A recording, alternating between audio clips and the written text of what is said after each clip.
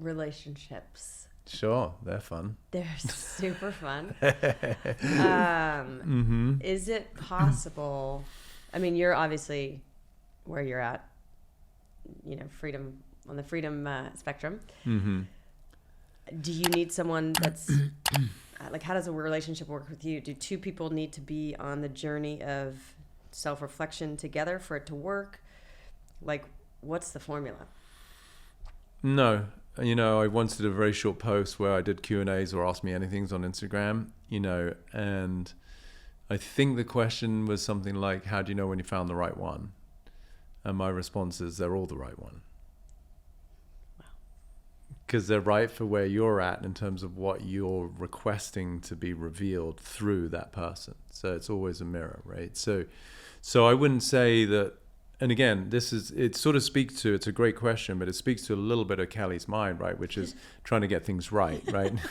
That's why I have this dang podcast. Exactly. Figure it out. I'm going to get all the answers. And no, so for me, it becomes so redundant, not in a way to dismiss your partner, but to realize that at the end of the day, everybody is simply a reflection for where we're not free. And so it doesn't matter who you date, whether you marry, whether you don't get married, you get divorced, you get married again. It's really irrelevant. And that is in no way to, as I said, to diminish or to dismiss the significance of commitment to other humans, right? Like, you don't want to just be using people as like, well, I'm going to date you for as long as I need until such time that I'm free, and then I'll find somebody else. Like, I want people to honor their word, and especially when it comes to vows. And that's something that I've had to look at myself, right? Is like, what are we a stand for? What are we really committed to in the way that we make a declaration to another human being? So whether someone's doing the work or not, that's often a question I get from people who might come to one of my masterminds or a workshop or where I speak. They're like, how do we deal with somebody who isn't willing to do the work whilst I'm doing the work? I'm like, great, awesome, because now you get to do more work because I can hear judgment in your voice. So there's the absence of love, because what you're saying is, if only my partner would do the work, I'd be happier. That's a lie, right? So now you get the opportunity to incorporate and develop and evolve into a much more loving being. So it really, I know it sounds, again, sort of a little bit crass or callous, but it's irrelevant. It doesn't matter who you date, because you're going to be exposed to what you still haven't transcended. Now, of course, it's so much nicer to date somebody who you're attracted to, who you have fun with, you have shared interests, your lifestyles are somewhat commensurate. But at the end of the day, as it relates to emotions and spiritual evolution, you're going to get triggered. So what I've discovered for myself is, and of late, and certainly what I've gone through in a relationship, is I'm more in love with the person that I was with, who I thought was the biggest catalyst for my upsets and triggers because of their behavior, because it triggered me. Mm-hmm. Right? That's unusual, right? Because I've realized the man I'm becoming and the man I'm growing into is only by virtue of who they were, versus this copiaesthetic, really sweet, nice, kind person who never really has anything confronting to say. That's like walking into the gym and giving you 2-3 pound dumbbells and say, okay, like, let's pump out 10 curls. You're like, okay, then what? Like, there's no resistance there. There's nothing that's causing you to grow. Yeah. So I would, and this is why we could argue the old adage of, opposites attract.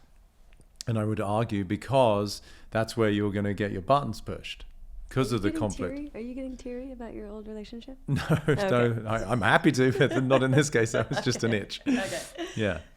No, I'm very moved by it. I really I'm proud of the man I'm becoming, courtesy of that, for which I just really acknowledge this woman, because it's the first time I would say that I've really been confronted in a way that was discomforting, that I felt like I couldn't handle, which was the opportunity for me to learn how to handle, which was the invitation to become a real man. Wow. That's cool. Yeah. New way of looking at things. Yeah, versus like it's cutting something out because it doesn't work for you, as opposed to how can I become a big enough being to deal with it. And of course, there's, there's a sliding scale. I mean, if someone's being abused, like, that's really not the growth domain. You don't want to stick around and say, oh yeah, see how many fucking slaps around the face I can handle. It's like, this is obviously everything within the comfort of your own evolution and the speed with which you're willing to look at things. But for me, I can handle and tolerate quite a lot, and my capacity to have a bandwidth for somebody else's, in this case, we could argue dysfunctions or traumas that are being expressed and spilling out onto me. It doesn't mean that you want to put up with something, but you have to make a decision as to what you're willing to use as a catalyst for your own growth versus something that just doesn't work for you, That's the question. How do we know the difference? Like, at what point do we stop growing and go, this is just not a energy I want to be in? Well, that's where you have to, through conversation, see to what degree then does somebody want to also be accountable and responsible for their behaviors. And that's through the vulnerability of saying, hey, I can see my part in this, the co-creation of the relationship. But I also am curious to what degree are you willing to chip in here and see that your behaviors aren't conducive to us having a loving, fulfilling, kind, respectful relationship. And if someone can take accountability, that to me warrants, sticking around. Yeah. Say thank you for doing your part, I'm going to do my part. That to me is the beauty of a real relationship, is that you're both committed to growing courtesy of each other's stand for the overarching sense of love and the chalice that you've decided to sit in together. Can you sit in the fire together such that you can both rise from the ashes of your own trauma and your own histories that was always present prior to even knowing each other? And that's like such the controversy with marriage is 50 or more % and in divorce, it's like there's something good about that container as so that people don't just run. It's like, but you have to be conscious of the fact that, like, oh no, this is we're at least committing to the point of, like, let's do the work and take accountability and grow until, as long as we're meant to grow together. But most people don't use that container that way, and it's just, so. Yeah, it's tough, and again, I say it with all the compassion in the world, but most people just don't want to be responsible for their existence. The predominant state of mind is a victim. And for most people, it's really justified. Like, if you knew my dad and he was an asshole, and you knew my spouse, she's a bitch. And, it's like people really think that the way that they view life is through the lens of, I am at the effect of life. And there's just the absence of both accountability, responsibility, and personal power that, like, for whatever reasons, I've attracted these circumstances for my own growth and evolution. It's just most people don't look at it that way. That doesn't mean you have to stick around and tolerate things. I think that's where women fall short, right? The resilience of a woman is just something that a man can't fathom, right? It's just incredible. Like, truly, even as a woman, then I give a little bit more kudos to mothers, just without wanting to anyway dismiss women generally, but the capacity of a mother to withstand physical pain just by virtue of childbirth is something that most men just can't even comprehend. And so what happens, unfortunately, is because of that capacity to withstand pain and subsequently suffering, is women will go from this position of, like, inherent natural resilience to psychological tolerance. And it's a disservice to both themselves and their partner, where they're learning to put up with something because they can, versus using their resilience as a form of being a stand for something in the way that they get treated with respect and love and kindness. There's obviously some buffer in there in terms of, okay, we want to occasionally hold the little child of our partner, the man who can be vulnerable enough to sort of feel shy or embarrassed about something that didn't work out, and the woman can step up and say, I gotcha. But she doesn't want to have a third or fourth child who's represented as a husband, right? And conversely, the other way around. If the woman is having a bad day, or just the chemistry of her body each month, is feeling very emotional, can the man be strong enough to just hold space and not take what she says personally and be affected like a little boy who's, all butthurt, And so I think that's the beauty of a relationship.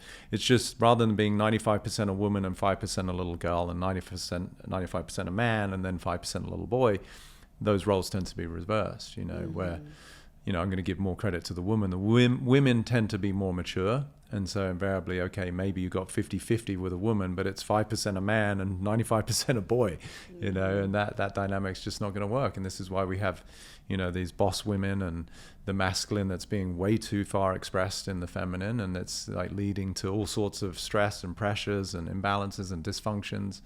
I'm not saying we should adhere to a traditional model, but there's something beautiful about the archetypes of the man who's the rock, who provides the stability and the safety, and the woman who gets to express her divinity through this endless forms of dance and clothing and handbags and shoes, and just the beauty of her self-expression, which includes nurturance and supporting the family in a way that is really just about love. But there has to be the container for her to feel safe enough to be able to do that. And I know I've fallen short in my past relationships, and that's something that I'm willing to look at and be accountable for. Thank you for listening to the Heal with Kelly podcast. Be sure to tune in every Thursday for more empowering wisdom and inspiring healing stories. And make sure you hit the follow button on Apple, Spotify, or wherever you get your podcasts so you don't miss that one episode that holds the answer you've been searching for. Oh, and if you found this episode inspiring, please rate, review, and share Heal with Kelly so that we can grow our audience and reach more people. We truly appreciate it. Lots of love.